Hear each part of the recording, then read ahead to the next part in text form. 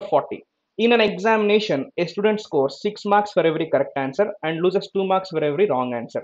If he attempts in all 80 questions and secures 192 marks, what is the number of questions attempted correctly? Right. So correct పెడితే 6 మార్కులు వస్తాయి, wrong పెడితే 2 మార్కులు పోతాయంట.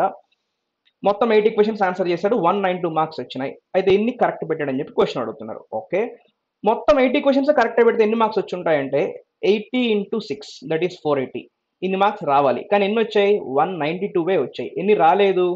288 రాలేదు. ఎందుకు రాలేదు? తప్పులు పెట్టాడు కాబట్టి. ఎన్ని తప్పులు పెట్టాడంటే చూద్దాం ఇప్పుడు.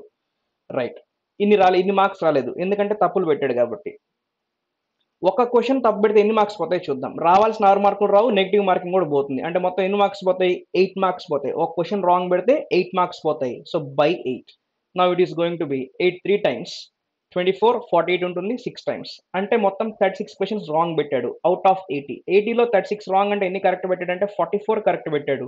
First option final answer.